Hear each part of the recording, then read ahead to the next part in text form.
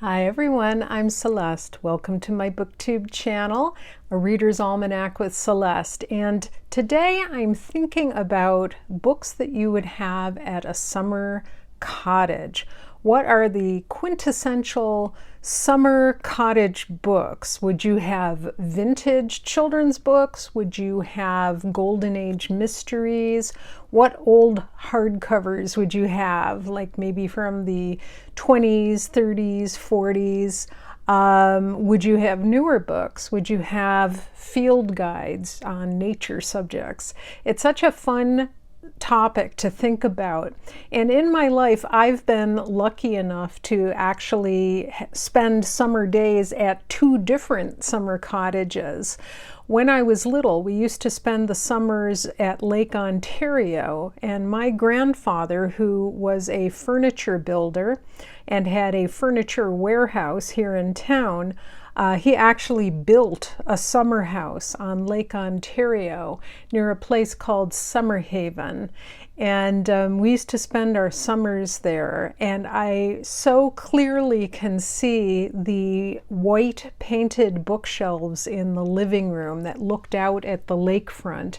And there was a little front porch beyond that, and the big round table and the oilcloth tablecloth with the fringes along the edge of it in bright greens and blues.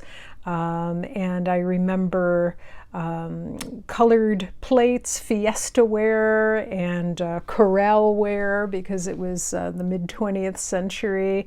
So many fun memories. And I've been thinking about the books that we used to have down at the lake house.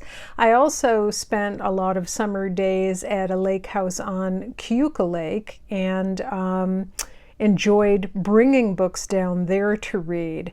So today is all about what are the quintessential vintage summer cottage bookshelf books. What would you have down there? Now, I remember, for example, having a wide selection of old children's books in the sunroom of the cottage. And these would be all different kinds of very old-fashioned titles from the late 1800s and early 1900s up through about 1960. And so my first group of books that I'm going to share are books that would be similar to those. These aren't all titles that I specifically remember from being down there, but they would fit in mood. So the first one, if I had to fill the shelves of a new summer cottage bookshelf, would be a book that I had gotten for my birthday, and that is Dandelion Cottage by Carroll Watson Rankin. This is a charming story. Here's the author on the back. That is she. And this book was first published, I believe, in 1904. It's a really simple little story. It's very cute. It's very heartwarming. And it's about a group of 4 little girls who are allowed to clean and fix up a little cottage that they call Dandelion Cottage. So it's all just about their adventures of fixing it up as a sort of clubhouse, and then they even let it out to a tenant for a while. And they have to deal with issues like neighbors. This is just a really sweet, cute, simple little story that would be perfect for younger ages. And then, of course, no summer cottage bookshelf would be complete without Elizabeth Enright's Gone Away Lake. This is my copy. It's in a protective plastic, but here's Elizabeth Enright on the back.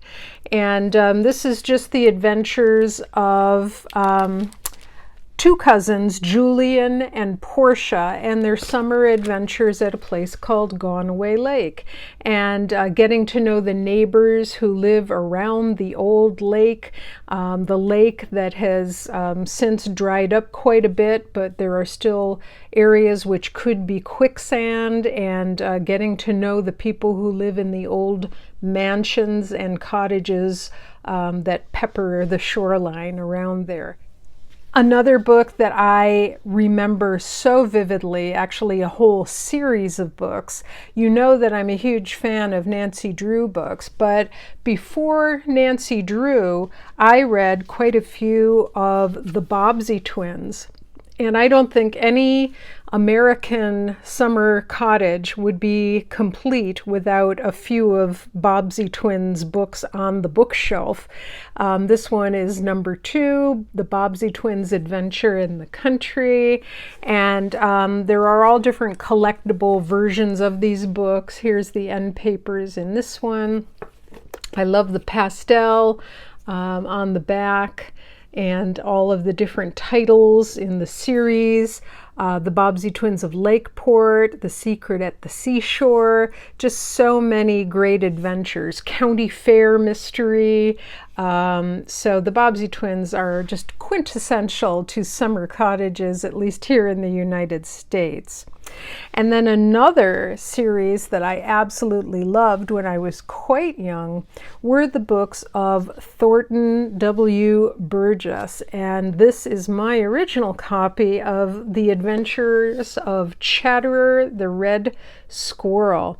Thornton Burgess was a naturalist who lived in Cape Cod. And I was actually lucky enough when I went to Cape Cod on my honeymoon years and years ago. I got to go visit the Thornton Burgess House and Museum, and he wrote all kinds of books. He wrote Old Mother West Wind, Sammy J, Bobby Coon, Jimmy Skunk, The Adventures of Bob White, Buster Bear. There's a whole bunch of them, but Chatterer the Red Squirrel was always my favorite. So this is another great summer cottage book for young readers, the Thornton Burgess stories. Another book which truly did grace the shelves of our summer cottage was The Arm of the Starfish by Madeleine Laing. And this is such a treasured story to me. Everybody remembers Madeleine Laing for A Wrinkle in Time, but she also wrote a series of books about the O'Keefe family and Polly O'Keefe, and this is the first book in that series, and it takes place a generation after the events of A Wrinkle in Time. This was published in 1965, and it's part science fiction, part mystery, part suspense.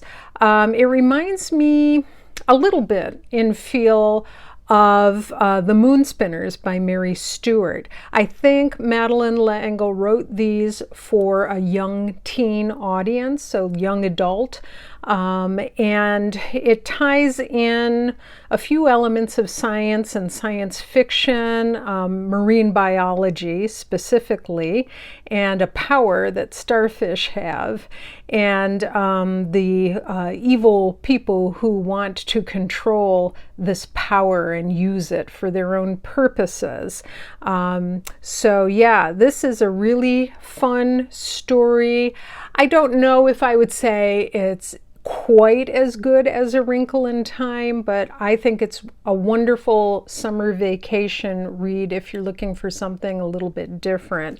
And she has actually quite a few other books besides A Wrinkle in Time, so you should really check out some others of Madeleine Laing's work because, and look at this cover. Is this not like a perfect summer bookshelf vintage book cover? I ask you. I think it is.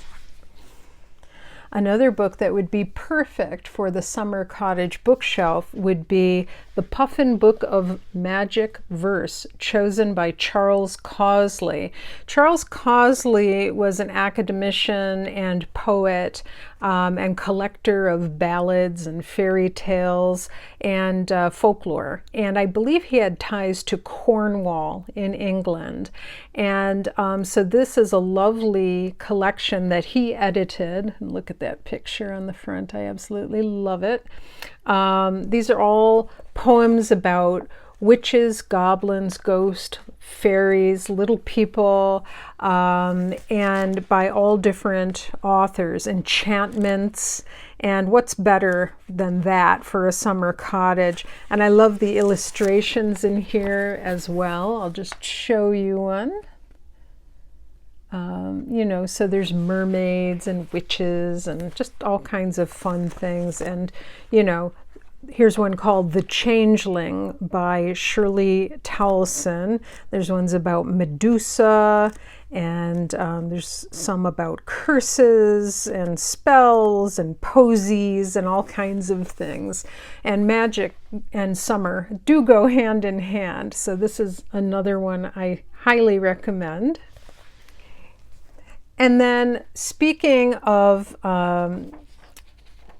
summertime and magic and poetry, there is another book that I don't have in front of me, but I would definitely recommend you check it out. And that is Flowers from Shakespeare's Garden.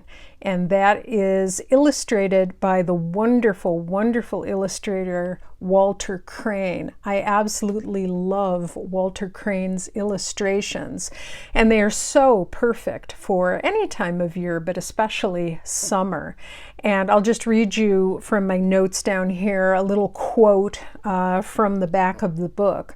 There's rosemary, that's for remembrance, pale primroses, sweet musk roses, Ophelia, Perdita, Oberon, Hamlet, The Winter's Tale, A Midsummer Night's Dream, Shakespeare's sublime words, and Walter Crane's exquisite illustrations.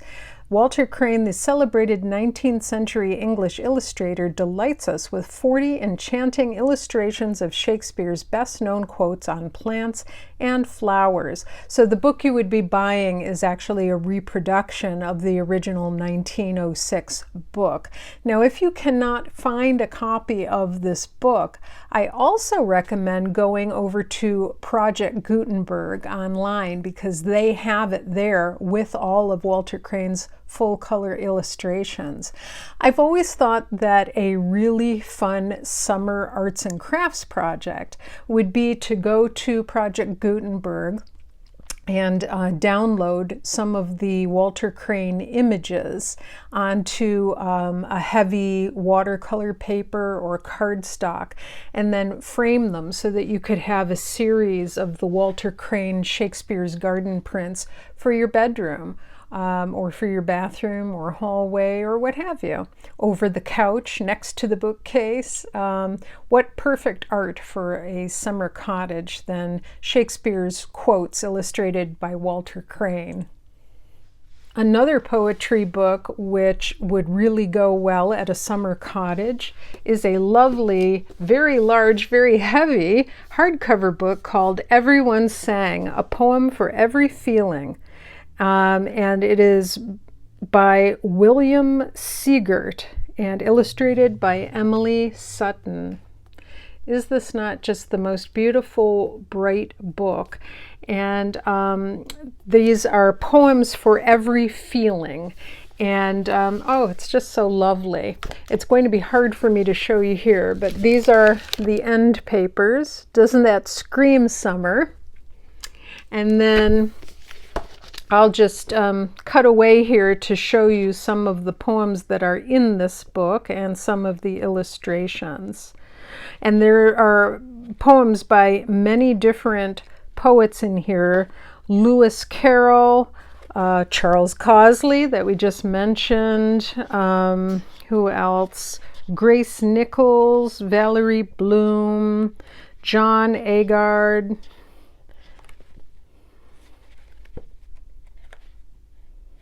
William Wordsworth, Carol Ann Duffy, Simon Armitage, Robert Louis Stevenson, Maya Angelou, and many others.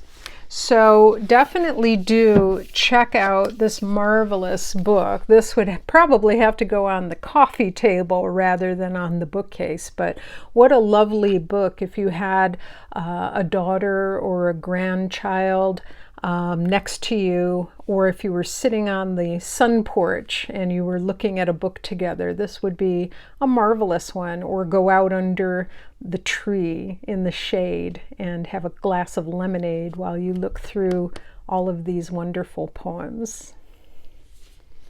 Some of the other books that I remember from our lake cottage I don't actually have anymore. Unfortunately, we had a fire at the lake cottage when I was a little bit older, and the insides actually burnt up. So a lot of the books we don't have anymore. They only exist in here, but I can still picture them clearly. One of those was The White Witch by Elizabeth Goudge. And then there was another book called The Sea Witch, and I don't actually remember who wrote that, but I will look it up and put the author's name on the screen. I do remember that my parents had quite a few books that were nautical in nature, so they were about adventures on the high seas. And then another book that I think would be perfect for the summer cottage that is a little more modern is Sea Fever, A Seaside Companion by Meg and Chris Clothier. Look at that cover. Beautiful, beautiful. This is just like a miscellany of nautical facts. It's a wonderful book if you're just, like if you're in bed at night and you're just looking to flip through something without thinking too much about it. It gives you all these little facts about the ocean. So it tells you techniques of crabbing. What are some classical monsters of the deep? How do you tie nautical knots? How long is the British coastline? Who is Arthur Ransome? Well, Arthur Ransome wrote Swallows and Amazons. What are tidal islands? Who owns what? What are riptides and how should you swim with them? Just so many different things. Weather warnings, seashells, cooking, beach barbecues, so many different things. How to write a capsized boat. So it's just a full of little factoids and interesting tidbits about the sea. And of course, Sea Fever refers to the famous poem by John Masefield, one of my favorite poems of all time. Along the same lines, what cottage would be complete without field guides?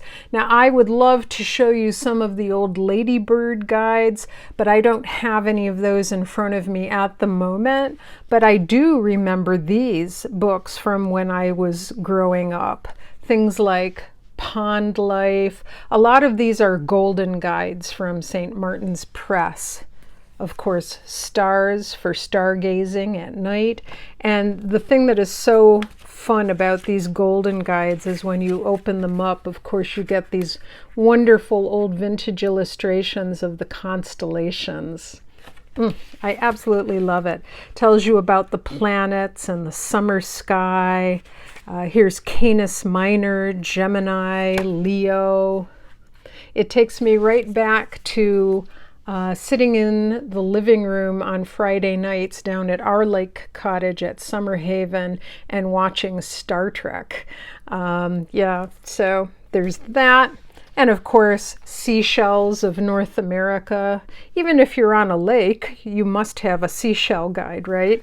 And what could be better than vintage seashell illustrations? I love collecting old field guides, don't you? And then I do also have 3 more modern, not really field guides, but just little compendiums of facts on different subjects. So this one is The Swan, a biography by Stephen Moss. Look at that. Because when you're down at a summer cottage, there always seems to be books there that are kind of on a strange or esoteric subject. But in a way, isn't that exactly what you want when you're at a summer cottage? Because a summer cottage is kind of like a blank canvas for you to imagine or dream about whatever you want to think about or read about. And so why not swans?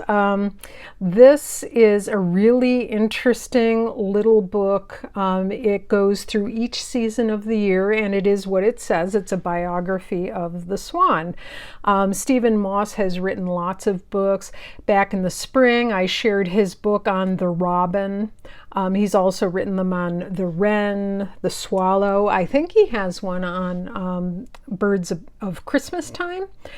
He gives the history of swans, swans in art, swans in music, swans in poetry. He also takes you seasonally through the year. He gives you little facts about swans, like swans actually do mate for life.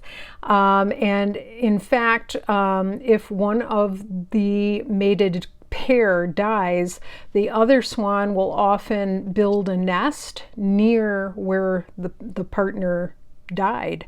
So I found that really, really fascinating. I just marked with the lovely orange ribbon that comes in this. I don't know, is it orange or is it yellow? I think it's orange.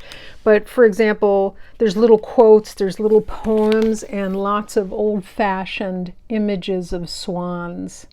Isn't that charming? So for me, summer cottages are a perfect place to dive into little subjects like this, don't you think? I do. And then I have another one called Green Shades, an anthology of plants, gardens, and gardeners. This is selected and edited by Elizabeth Jane Howard. This is a teeny tiny little book from Macmillan. It's pocket-sized. It would fit into your purse or pocket. And this is part of Macmillan's collector's library. They have one on food, they have one on the art of walking, the art of solitude, and a few other ones.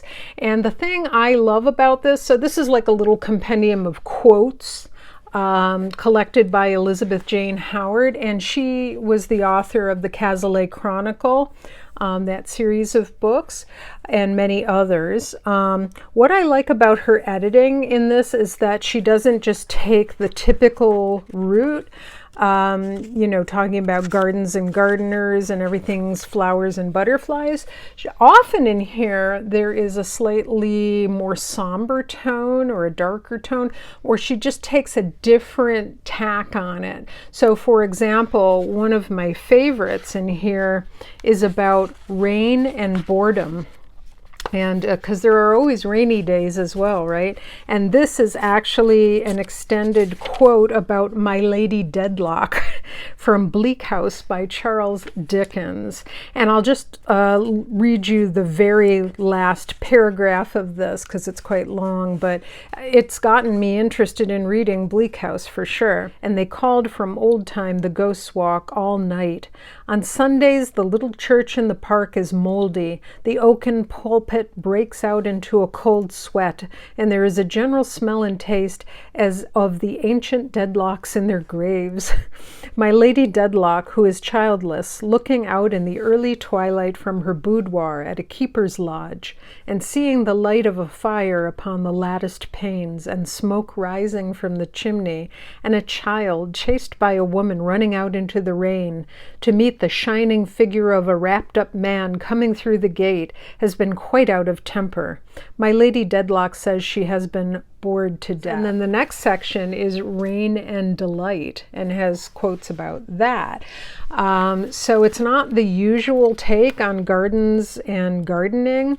There's also a section on garden landscaping. It's an extract from Mansfield Park by Jane Austen.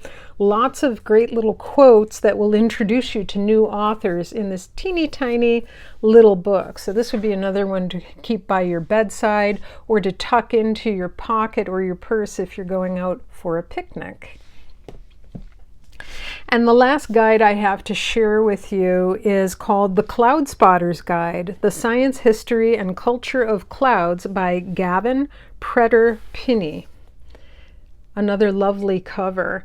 This is fascinating. Who knew? Clouds. If you are a cloud watcher, if you love lying in the grass in the summertime and imagining that the clouds are different characters or shapes.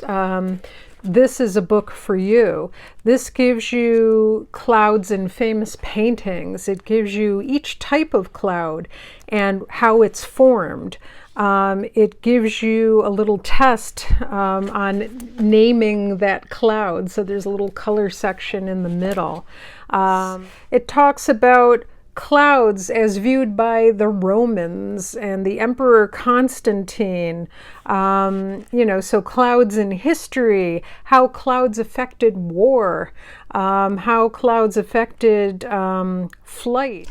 And finally, I think another great book to have on a summer cottage bookshelf would be The Owl Service by Alan Garner. And this particular edition is lovely. It has an introduction by Philip Pullman, and you can see the foiling on the cover there. Isn't that beautiful? And this is about a little girl named Allison who discovers a dinner service up in the attic, and it has a very curious pattern of floral owls, and magic ensues. I believe it takes place in Wales. I haven't read this in ages, but let me just take a look here. Something old and powerful is stirring in the Welsh Valley. So there's Allison, Roger, and Gwyn, and Hugh, and forces from the past are threatening to overwhelm the present. When I bought this book, it had this very strange bookmark inside, and I don't know if you're going to be able to see it because it's just embossed, but it looks to me like a medieval seal. It's an embossing seal, and so you would squeeze it onto the paper like that. I think that is so perfect and so strange and quirky. Perfect bookmark for a book for a summer cottage. Just all of these kind of strange, semi-magical things that you don't quite understand are what go to make the perfect summer cottage bookshelf. I would love to know what books you would choose to put on a summer cottage bookshelf. Did you ever have a summer cottage, or did you stay at one or vacation somewhere where there was one? Was it a log cabin in the woods? Was it a lake house? Was it on the banks of a pond or a stream? Or were you right on the ocean? Let me know in the comments down below and tell me what books you think should be added. Golden Age mysteries, would you have some Agatha Christie or Poirot? What would you put there? I can't wait to find out. I hope you're having a wonderful week, and we'll see you again real soon. Bye-bye.